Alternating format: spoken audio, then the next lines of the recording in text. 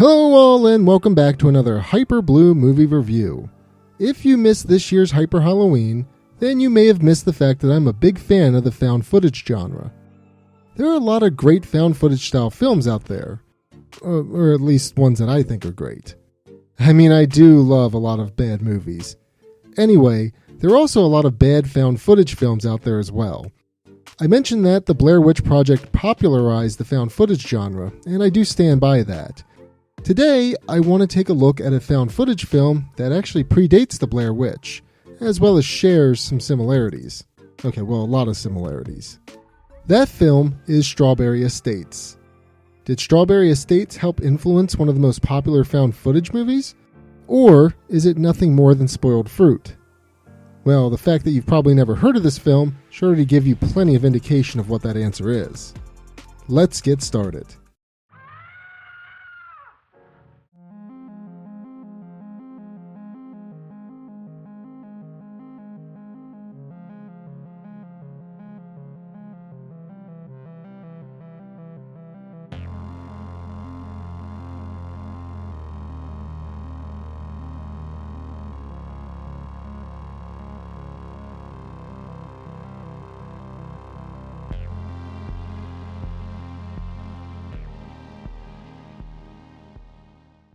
Strawberry Estates is a found footage film that presents itself as a documentary. The film was written, directed, and produced by the amazing Ron Bonk.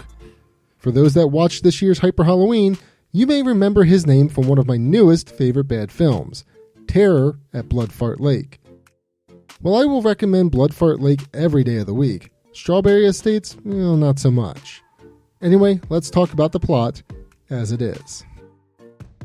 To put it succinctly, the film revolves around a group of people that explore a haunted asylum. They have spooky stuff happen to them, and they ultimately die. Sounds good on paper, but let's dive a little deeper and go through some of the major scenes.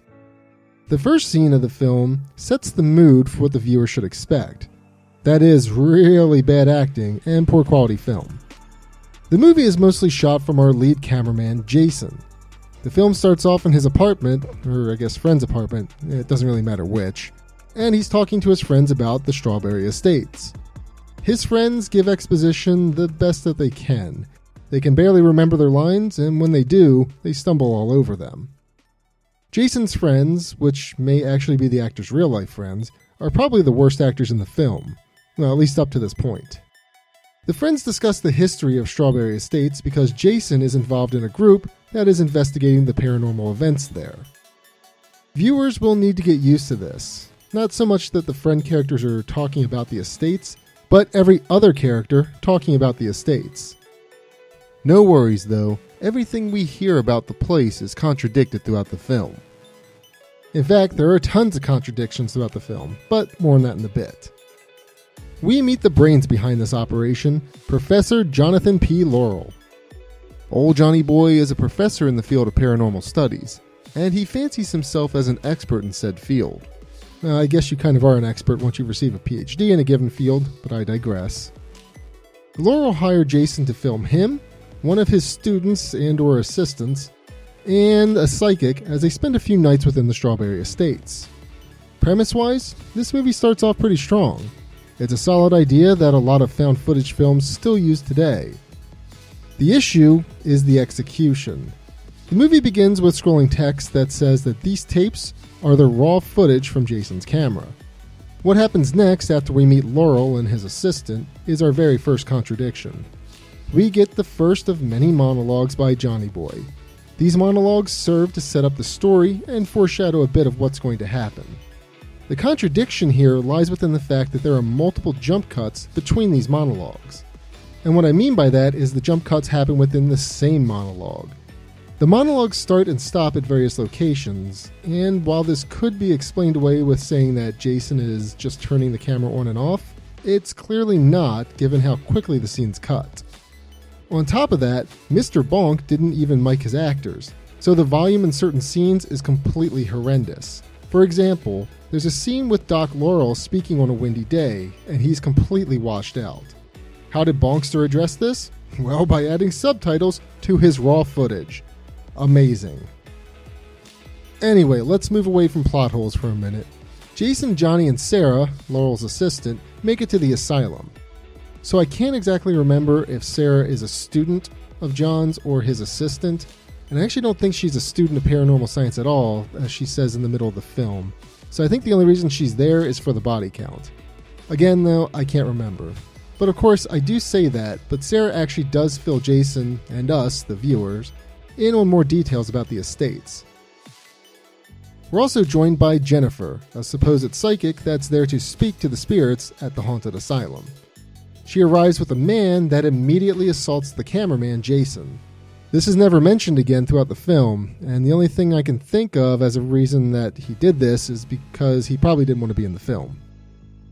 There are actually a lot of random events like this that are never fully explained.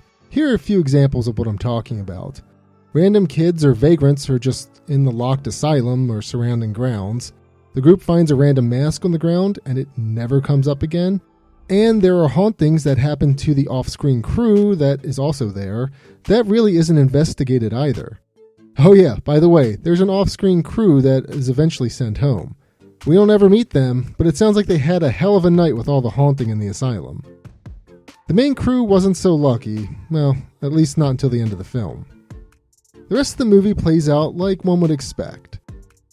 The psychic makes a connection with the spirits want to kill everyone there, the asylum acts as a gateway to hell, and they all die. What drags this down is the poor acting / delivery, terrible writing, and a nonsensical plot that seems to change on a whim or whenever it suits driving the plot along. I've been calling the Strawberry Estates an insane asylum, but there's more to the building's history than just that. The building was apparently a place for wayward youth, an insane asylum, and an elderly home. It seems like Bonkers just kept making things up about the place to explain away potential plot holes, when, in reality, he should have just written the story around the building as is. With all the rewrites, it just creates more plot holes. Speaking of plot holes, the buildings are supposed to be borrowed on the estates because it was an asylum, but the last thing the building was a home for the elderly. So that doesn't make sense. Outside scenes show that there are no bars on the windows whatsoever, but there are some scenes filmed near windows inside of the Strawberry Estates that show that there are bars on the inside. So maybe they just converted certain rooms? I don't know. That said, the brilliant actors at the beginning of the movie said that there were bars on the windows. In fact, most of the main actors say that as well. Given they wouldn't be able to get inside the estates, that would mean that the bars have to be on the outside. I'm just nitpicking here, but it's just kind of ridiculous when the simplest things aren't even consistent. Let's talk a little bit about the timing of the Strawberry Estates movie in relation to the Blair Witch Project. The original Strawberry Estates film was shot in 1997. The 1997 version was actually shorter than the version I'm talking about today. The 1997 version was actually a short film that featured a different cast. It had the same basic premise though. The Blair Witch Project began their production in 1997 as well. Now, there were plenty of rumors and buzz about Blair Witch, which leads me to believe that Mr. Bonkadonk heard the hype and rushed to reshoot his film to make it feature length. Why do I think this, you ask? Well, it's mostly conjecture, but there is a scene lifted straight from the Blair Witch movie where Jennifer, the psychic, attempts to leave a heartfelt message to her mother, a la the iconic scene where Heather does the same in the Blair Witch Project. It worked for the Blair Witch Project, but it's laughable in Strawberry Estates. For one, the acting is terrible, so Jennifer's performance comes off pretty flat.